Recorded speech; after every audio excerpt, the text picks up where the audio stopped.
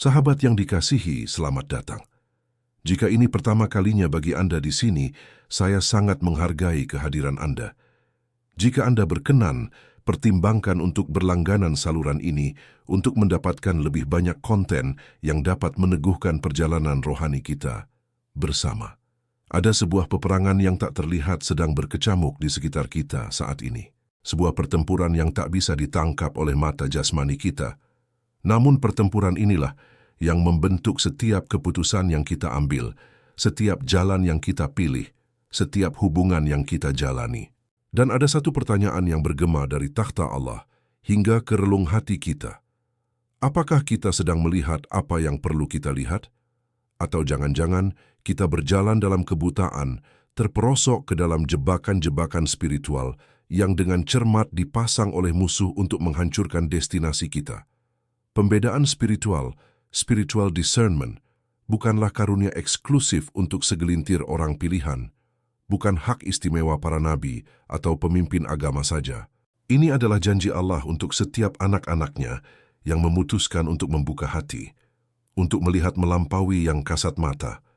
Namun, inilah kebenaran yang sering kali terlewat. Kita bisa saja aktif beribadah selama puluhan tahun, tetapi tetap buta secara rohani. Kita bisa hafal Alkitab dari kitab Kejadian sampai Wahyu, namun tetap tersandung pada jebakan yang seharusnya jelas. Mengapa? Karena pedoman sejati tidak datang dari pengetahuan intelektual semata, melainkan dari keintiman dengan Dia yang melihat segalanya. Dalam Amsal 3:5-6 tertulis sebuah petunjuk yang terdengar sederhana, namun menyimpan rahasia hidup yang dipimpin Tuhan. Percayalah kepada Tuhan dengan segenap hatimu, dan janganlah bersandar kepada pengertianmu sendiri. Akuilah Dia dalam segala lakumu, maka Ia akan meluruskan jalanmu. Perhatikan baik-baik, Tuhan tidak berkata, andalkan pengalamanmu. Dia juga tidak berkata, sandarkanlah pada kebijaksanaanmu sendiri. Dengan tegas firman-Nya berkata, janganlah bersandar kepada pengertianmu sendiri. Mengapa? Karena pemahaman kita terbatas, pandangan kita parsial, penilaian kita kerap terkontaminasi oleh emosi, luka masa lalu dan keinginan-keinginan yang egois. Bukankah kita pernah mengambil keputusan yang nampaknya sangat benar di mata kita, namun berujung pada luka, kehilangan, dan penyesalan? Bukankah kita pernah memilih jalan yang berkilau di depan mata, justru membawa kita menjauh dari tujuan ilahi? Itu bukan karena kita tidak tulus, melainkan karena kita kurang discernment. Kita melihat dengan mata daging, bukan dengan mata roh. Inilah awal dari perjalanan kita. Mengakui bahwa ada realitas yang lebih dalam dari yang tampak dan bahwa kita membutuhkan anugerah Tuhan untuk melihatnya. Jika kita meragukan betapa berbahayanya berjalan tanpa penglihatan rohani, sejarah Alkitab memberikan kita gambaran yang sangat jelas. Mari kita belajar dari dua kisah yang berseberangan. Satu tentang seorang yang kuat namun buta, dan satu lagi tentang seorang nabi dan hambanya yang akhirnya melihat. Pertama, ada Samson, seorang yang dikaruniai segalanya. Kekuatan luar biasa, panggilan ilahi dan kuasa roh Allah yang turun atasnya. Namun, Samson memiliki masalah yang fatal. Ia tidak membedakan. Keputusannya selalu dipandu oleh apa yang ditangkap mata jasmaninya, oleh nafsu sesaat, dan oleh apa yang menarik baginya di saat itu. Di kitab Hakim-Hakim 14:3, ada kalimat yang seharusnya membuat setiap orang percaya bergidik. Samson berkata kepada ayahnya tentang seorang perempuan Filistin, ambillah dia bagiku, sebab dia kusukai. Dia kusukai. Betapa banyak tragedi hidup yang berawal dari kata-kata serupa. Berapa banyak pernikahan hancur, pelayanan rusak, dan hidup yang tercerai-berai, hanya karena seseorang mengikuti apa yang disukai matanya, alih-alih mencari apa yang berkenan di hati Allah. Samson tidak dapat melihat melampaui kecantikan fisik Delila. Ia tidak membedakan jebakan, tidak menyadari bahaya, dan ia pun membayar harga yang mahal. Ia kehilangan urapannya, kekuatannya, penglihatannya secara harfiah, dan kebebasannya. Ia mati di bawah reruntuhan akibat kekurangannya dalam membedakan yang rohani. Namun, ada kisah lain yang memberikan kita harapan. Dalam 2 Raja-Raja 6, kita menemukan salah satu ilustrasi paling dahsyat tentang membuka mata rohani. Nabi Elisa dikepung oleh tentara Aram yang lengkap dengan kuda dan kereta perang. Ketika hambanya bangun dan melihat pasukan itu, ia pun panik. "Celaka tuanku, apakah yang akan kita perbuat?" teriaknya. Dan disinilah perbedaan antara seseorang yang memiliki discernment dan yang tidak. Hamba itu hanya melihat musuh, bahaya, dan kekalahan yang tampak pasti. Namun Elisa melihat realitas yang sama sekali berbeda. Ia tidak menyangkal keberadaan tentara Aram, tetapi ia melihat realitas yang lebih besar. Tanggapannya tenang, lahir dari keyakinan seorang yang melihat melampaui alam natural. Jangan takut, sebab lebih banyak yang menyertai kita daripada yang menyertai mereka. Lalu Elisa berdoa dengan sebuah doa yang seharusnya selalu ada di bibir kita. "Ya Tuhan, bukalah kiranya matanya supaya ia melihat." Allah menjawab, dan saat itu juga mata hamba itu terbuka. Ia melihat gunung itu penuh dengan kuda dan kereta berapi di sekeliling Elisa. Situasinya tidak berubah, tentara musuh masih ada di sana. Namun perspektifnya berubah total, karena akhirnya ia melihat apa yang selalu dilihat Elisa. Perlindungan ilahi, bala tentara surgawi, dan kehadiran Allah yang tak terkalahkan. Dari dua kisah ini, kita belajar sebuah prinsip yang mendasar. Apa yang tidak kita lihat bisa menghancurkan kita. Ancaman rohani yang tidak kita bedakan dapat merampas damai sejahtera, keluarga, dan tujuan hidup kita. Namun di sisi lain ada juga sumber daya surgawi di sekitar kita yang belum kita ketahui. Ada malaikat-malaikat berkemah di sekeliling orang yang takut akan Tuhan. Ada pintu-pintu terbuka yang kita lewatkan. Ada strategi ilahi yang ingin Tuhan nyatakan. Pertanyaannya, melalui lensa mana kita memandang hidup ini? Melalui lensa keterbatasan kita, seperti Samson dan hamba Elisa yang ketakutan, atau kita rindu untuk berdoa seperti Elisa, "Tuhan, bukalah mataku." Kisah Samson dan Elisa mungkin terasa jauh, terjadi di zaman yang berbeda. Tetapi prinsip di baliknya bekerja dengan cara yang persis sama dalam hidup kita sekarang. Lalu bagaimana sebenarnya discernment atau penilaian rohani ini berfungsi? Bagaimana kita bisa mendengar suara Tuhan di tengah begitu banyak suara yang bersaing memperhatikan kita? Pertama, kita harus pahami bahwa discernment adalah masalah keakraban. Yesus berkata dalam Yohanes 10:27, "Domba-dombaku mendengarkan suaraku, dan aku mengenal mereka, dan mereka mengikut aku." Domba-domba itu mendengar suara gembala, karena mereka menghabiskan waktu bersamanya. Mereka mengenal nada suaranya, cara bicaranya, dan karakternya. Mereka tidak kebingungan saat suara asing muncul. Bayangkan seperti ini, di ruangan yang ramai, Anda akan langsung mengenali suara orang yang Anda kasihi ketika mereka memanggil nama Anda. Mengapa? Karena Anda intim dengan suara itu. Demikian pula dengan suara Tuhan. Itu bukan suara asing yang misterius, melainkan suara yang menjadi semakin jelas seiring kita meluangkan waktu dalam keheningan di hadapannya, merenungkan firman-Nya, dan belajar untuk diam sejenak. Namun, ada bahaya besar di sini, mengira kecurigaan kita sebagai discernment. Ada orang yang hidupnya penuh dengan kecurigaan, melihat niat jahat di setiap sudut, mengutuki setiap kesulitan sebagai serangan iblis, dan menyebut semua itu discernment rohani. Itu bukan discernment. Itu adalah ketakutan atau bahkan paranoia yang disamarkan. Discernment sejati tidak membuat kita sinis atau menghakimi setiap orang dengan keras. Sebaliknya, discernment yang dari Tuhan selalu diiringi dengan kasih, hikmat, dan anugerah. Ia membongkar kebohongan, tetapi juga menawarkan jalan pemulihan. Ia menyoroti dosa, tetapi dengan hati yang rindu melihat pertobatan. Lihatlah contoh yang menyedihkan dari Raja Daud, seorang yang disebut berkenan di hati Tuhan, seorang penyembah pejuang yang diurapi. Namun dalam 2 Samuel 11, kita melihat bagaimana ia kehilangan discernment-nya saat-saat kritis. Ia melihat Batsheba sedang mandi dan matanya tergoda, hatinya mengingini. Apa yang terjadi selanjutnya adalah rangkaian dosa yang menyedihkan, perzinahan, penyembunyian, dan akhirnya pembunuhan yang direncanakan.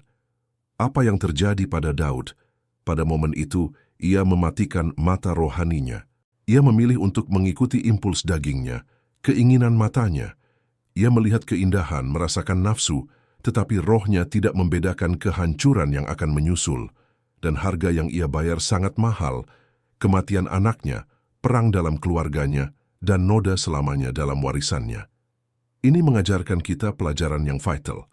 Discernment bukanlah fungsi otomatis. Itu adalah sebuah pilihan yang harus kita gunakan dengan sengaja, karena akan selalu ada saat-saat di mana keinginan kita berteriak lebih keras daripada bisikan Roh Kudus. Rasul Paulus menjelaskan dinamika ini dengan sempurna dalam 1 Korintus 2:14-15. Manusia duniawi tidak menerima apa yang berasal dari Roh Allah karena hal itu baginya adalah suatu kebodohan, dan ia tidak dapat memahaminya sebab hal itu hanya dapat dinilai secara rohani. Tetapi manusia rohani menilai segala sesuatu. Inilah intinya. Manusia duniawi menilai segala sesuatu berdasarkan logika, pengalaman indrawi, dan apa yang bisa dilihat. Jika tidak bisa dipegang atau dijelaskan, maka dianggap tidak ada. Sebaliknya, manusia rohani membeda-bedakan. Ia tidak menyangkal realitas fisik, tetapi ia memahami bahwa ada dimensi rohani yang mengatur segalanya. Dan dimensi itu hanya bisa dipahami oleh mereka yang terhubung dengan Tuhan. Inilah sebabnya mengapa begitu banyak keputusan hidup yang berujung pada malapetaka. Memilih pasangan hidup hanya berdasarkan penampilan dan kesuksesan materi tanpa membedakan karakter dan keselarasan rohani. Terjun ke dalam bisnis yang menggiurkan di atas kertas, tetapi mengorbankan integritas. Mempercayai orang yang berpura-pura sebagai sahabat, tetapi diam-diam menginginkan kejatuhan kita. Discernment adalah karunia yang melindungi kita dari hal-hal yang tampak benar, tetapi sesungguhnya fatal. Dari hal-hal yang tampak diberkati, tetapi sebenarnya membawa kutuk. Itu adalah kemampuan untuk melihat melampaui samaran. Seringkali, ketika kita memikirkan discernment, fokus kita hanya pada orang-orang di sekitar kita. Siapa yang benar, siapa yang palsu. Namun mata rohani yang terbuka melihat lebih luas lagi. Ia melihat musim, peperangan, dan bahkan tujuan Tuhan di balik rasa sakit. Ini adalah tingkat berikutnya dari kematangan spiritual. Pertama, tentang membedakan waktu dan musim. Dalam 1 Tawarikh 12:32 dikisahkan tentang Bani Isakhar, orang-orang yang mempunyai pengertian tentang saat-saat yang baik untuk mengetahui apa yang harus diperbuat orang Israel. Mereka bukan nabi yang spektakuler, tetapi mereka memiliki kepekaan untuk membaca jam Tuhan. Mereka tahu kapan saatnya untuk maju berperang dan kapan saatnya untuk berdamai. Mereka memahami musim. Yusuf di Mesir adalah contoh sempurna. Ia tidak hanya menafsirkan mimpi Fir'aun tentang 7 tahun kelimpahan dan 7 tahun kelaparan. Lebih dari itu, ia memiliki discernment untuk merancang strategi, menyimpan gandum di masa berkelimpahan untuk menghadapi masa paceklik. Discernment-nya tidak hanya bersifat pasif, melihat, tetapi aktif, menindaklanjuti dengan kebijaksanaan. Hasilnya, ia menyelamatkan bangsa-bangsa dan memenuhi rencana keselamatan Allah bagi keluarganya. Pertanyaannya untuk kita, musim apa yang sedang kamu jalani saat ini? Apakah ini musim menabur dengan tekun atau musim menuai hasil? Musim membangun dengan lambat atau musim memulihkan yang rusak? Musim untuk berbicara dengan berani atau musim untuk berdiam diri dan mendengar? Tuhan tidak berubah dalam tujuannya, tetapi strateginya berubah sesuai musim. Apa yang diberkatinya di masa lalu, mungkin justru yang harus kita lepaskan hari ini. Tanpa discernment, kita akan berjuang melawan musim yang telah ia tetapkan dan berakhir kelelahan tanpa hasil. Kedua, ada discernment untuk memilih peperangan. Tidak semua pertengkaran layak untuk kita ikuti. Tidak semua konflik memerlukan energi kita. Amsal 20:3 mengingatkan, terpujilah orang yang menjauhkan diri dari perbantahan, tetapi setiap orang bodoh akan berjarai.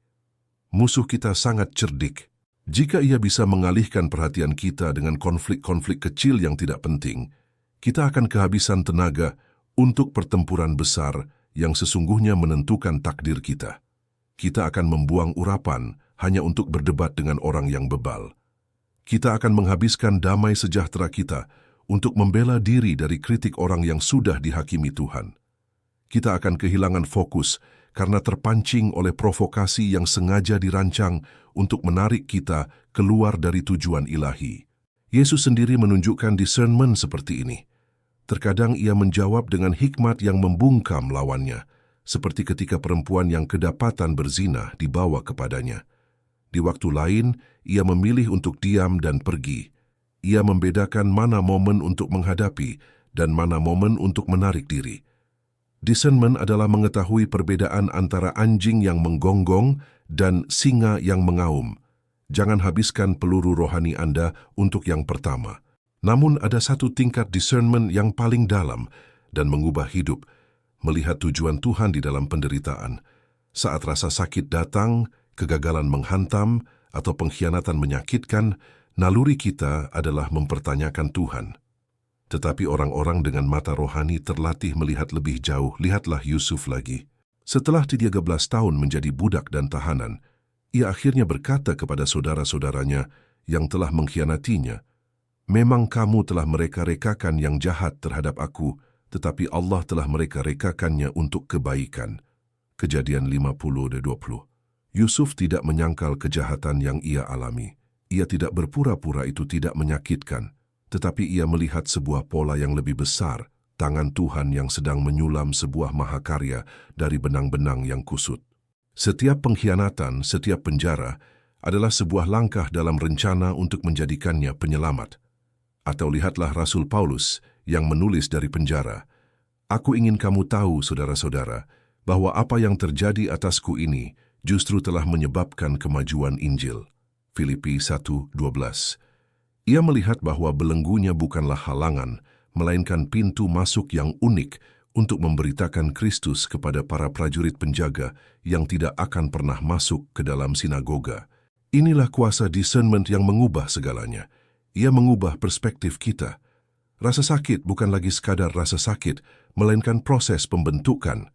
Krisis bukan lagi sebuah halangan, melainkan sebuah platform untuk kemuliaan Tuhan. Ketika kita mulai melihat tujuan Tuhan, kita berhenti melawan apa yang Ia izinkan dan mulai bekerja sama dengan apa yang Ia kerjakan. Inilah panggilan bagi kita, untuk meminta mata yang bisa melihat tidak hanya ancaman, tetapi juga rencana. Tidak hanya musim, tetapi juga makna di dalam setiap musim itu. Mungkin setelah menyimak semua ini, pertanyaan yang muncul di hati adalah, bagaimana saya bisa memiliki discernment seperti itu? Apakah ini hanya untuk orang-orang tertentu? Jawabannya tegas, tidak. Discernment adalah karunia yang tersedia bagi setiap anak Tuhan yang rendah hati memintanya. Kitab Yakobus 1:5 dengan jelas menjanjikan, "Tetapi apabila di antara kamu ada yang kekurangan hikmat, hendaklah ia memintanya kepada Allah yang memberikan kepada semua orang dengan murah hati dan tanpa membenci, dan hal itu akan diberikan kepadanya." Allah tidak menyembunyikan discernment. Ia memberikannya dengan sukacita kepada mereka yang mengakui bahwa mereka tidak bisa mengandalkan penglihatan mereka sendiri. Ingatlah Salomo. Ia bisa meminta kekayaan atau kekuasaan, tetapi ia meminta hati yang memahami untuk memimpin umatnya dan membedakan antara yang baik dan jahat. Dan Tuhan begitu senang dengan permintaan itu, hingga memberikan juga apa yang tidak ia minta. 1 Raja-Raja 3:9-13. Prinsipnya sama, carilah dahulu kemampuan untuk melihat seperti Tuhan melihat, maka yang lain akan ditambahkan. Namun, discernment bukanlah seperti saklar lampu yang sekali dinyalakan akan tetap terang selamanya. Ia lebih seperti sebuah otot rohani, dan seperti otot ia harus dilatih terus-menerus agar tidak kendur dan kehilangan kekuatannya. Penulis Ibrani menjelaskan ini. Tetapi makanan keras adalah untuk orang-orang dewasa yang karena mempunyai panca indera yang terlatih untuk membedakan yang baik daripada yang jahat. Ibrani 5:14. Kata kuncinya adalah terlatih. Lalu, bagaimana kita melatih panca indera rohani kita? Merendahkan diri dalam doa dan firman. Discernment bertumbuh dalam keheningan saat kita menyendiri dengan Tuhan, bukan dalam keramaian aktivitas. Itu diasah ketika kita merenungkan firman-Nya, bukan hanya untuk mencari jawaban, tetapi untuk mengenal pribadi di balik ayat-ayat itu. Di sanalah kita belajar nada suaranya, nilai-nilainya, dan cara berpikirnya, menaati bisikan kecil. Latihan terbesar terjadi dalam ketaatan sehari-hari. Saat hati Anda terdorong untuk mengampuni, untuk berbagi, untuk diam, atau untuk bersikap jujur, dan Anda menaatinya, sensitivitas rohani Anda menguat. Setiap tindakan ketaatan adalah satu repetisi latihan untuk otot discernment Anda. Sebaliknya, setiap kali kita mengabaikan dorongan itu, otot itu melemah. Belajar dari kesalahan dan keberhasilan. Renungkanlah keputusan-keputusan masa lalu Anda. Di mana Anda merasa terbimbing dengan jelas, di mana Anda tersandung. Refleksi yang jujur di hadapan Tuhan adalah ruang kelas yang sangat berharga, berkomitmen untuk integritas. Mata rohani menjadi kabur oleh dosa yang disengaja dan dibiarkan. Efesus 4:30 memperingatkan kita untuk jangan mendukakan Roh Kudus Allah. Kita mendukainya ketika kita terus-menerus memilih untuk menutup telinga terhadap tegurannya, mengabaikan suara hati nurani yang diilhaminya, dan berjalan dalam kegelapan yang kita tahu salah. Jika dilakukan terus-menerus, suaranya bisa terasa semakin samar, bukan karena ia meninggalkan kita, tetapi karena kita telah membiasakan diri untuk tidak mendengarkan. Namun, ada kabar baik bagi yang merasa penglihatannya telah buram. Allah adalah Sang Pemulih. Lihatlah Petrus. Ia menyangkal Yesus 3 kali, kegagalan discernment yang total pada momen kritis. Namun Yesus tidak membuangnya. Di pantai Danau Galilea, Yesus memulihkannya dengan penuh kasih dan mengembalikan pelayanannya. Kegagalan kemarin tidak perlu menjadi akhir dari discernment Anda hari ini. Jika ada penyesalan yang tulus di dalam hati, Allah sanggup membuka kembali mata yang telah tertutup, membersihkan telinga yang telah tersumbat, dan menghidupkan kembali kepekaan yang telah mati. Oleh karena itu, marilah kita datang dengan rendah hati. Akui bahwa kita membutuhkan pandangannya. Latihlah diri dengan setia dalam hal-hal kecil. Dan percayalah bahwa Bapa Surgawi kita sangat ingin memberikan hikmat kepada anak-anaknya yang berseru kepadanya. Mari kita memulai dengan doa yang sederhana.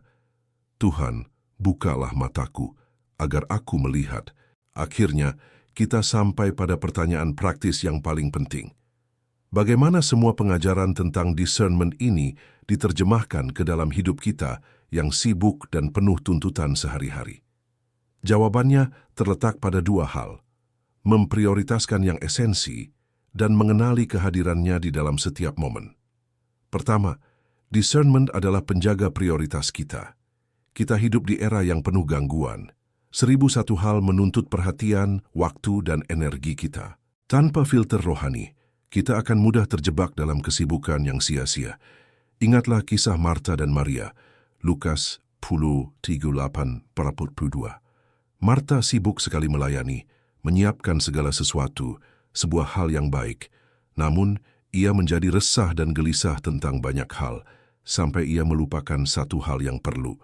Duduk di dekat kaki Yesus dan mendengarkannya. Maria memilih yang terbaik karena ia membedakan momen itu. Ia melihat bahwa kehadiran Sang Guru adalah sebuah kesempatan yang unik dan sementara, yang tidak boleh dilewatkan. Kisah ini adalah cermin bagi kita. Berapa sering kita terlalu sibuk melayani karya Tuhan sampai melalaikan hadirat Tuhan? Berapa sering kita mengejar banyak peluang yang baik, tetapi melewatkan peluang yang terbaik yang telah Tuhan sediakan? Discernment rohani terus-menerus bertanya, apakah yang kulakukan ini adalah hal yang paling penting yang harus kulakukan sekarang? Apakah ini membawaku lebih dekat pada tujuan kekal Tuhan, atau sekadar membuatku lelah? Rasul Paulus memiliki kejelasan yang tajam dalam hal ini. Ia berkata, tetapi satu hal yang kulakukan, aku melupakan apa yang telah di belakangku dan mengarahkan diri kepada apa yang di hadapanku, dan berlari-lari kepada tujuan untuk memperoleh hadiah, yaitu panggilan sorgawi dari Allah dalam Kristus Yesus. Filipi 3:13-14. Satu hal, bukan 10, bukan 100. Paulus telah membedakan panggilan spesifiknya dan mengerahkan seluruh tenaganya ke arah sana. Ia tidak mudah teralihkan. Kedua, dan ini adalah puncaknya, discernment adalah tentang mengenali bahwa Tuhan hadir di sini, sekarang. Dalam Kejadian 28, Yakub berlari ketakutan. Tidur di sebuah tempat yang biasa saja dengan batu sebagai bantalnya. Namun di dalam mimpinya ia melihat tangga ke surga. Saat terbangun ia berkata dengan kagum, "Sesungguhnya Tuhan ada di tempat ini, dan aku tidak mengetahuinya." Kejadian 20:16. Tuhan selalu ada di sana, tetapi Yakub tidak menyadarinya sampai matanya dibuka. Bukankah kita sering hidup seperti Yakub semula? Kita melewati hari-hari yang rutin, berjuang melalui masalah, tanpa menyadari bahwa kita sedang menginjak tanah yang kudus, bahwa Tuhan hadir dalam percakapan biasa, dalam ketenangan di tengah badai, dalam pertolongan yang tiba-tiba. Kita seperti murid-murid di jalan Emmaus, Lukas 24, yang berjalan berjam-jam bersama Yesus yang bangkit, tetapi mata mereka terkekang sehingga tidak mengenalinya. Hati mereka berkobar saat ia berbicara, tetapi kesedihan dan kekecewaan mereka mengaburkan penglihatan mereka. Itulah yang terjadi saat hidup tidak berjalan sesuai skenario kita. Kekecewaan mengaburkan discernment kita. Kita berhenti melihat kehadirannya karena kita terpaku pada keinginan kita yang tidak terpenuhi. Oleh karena itu, mari kita akhiri perjalanan kita dengan doa yang sama seperti yang kita mulai. Ya Tuhan, bukalah mataku, bukalah mata kami untuk melihat prioritas-Mu di tengah kesibukan kami. Bukalah mata kami untuk melihat kehadiran-Mu yang setia di setiap jalan yang kami lalui, baik di puncak gunung maupun di lembah yang kelam. Jadikan kami seperti orang-orang Isakhar yang memahami waktu-Mu. Jadikan kami seperti Maria yang memilih bagian yang terbaik. Jadikan kami seperti Elisa yang tenang karena melihat bala tentara surgawi.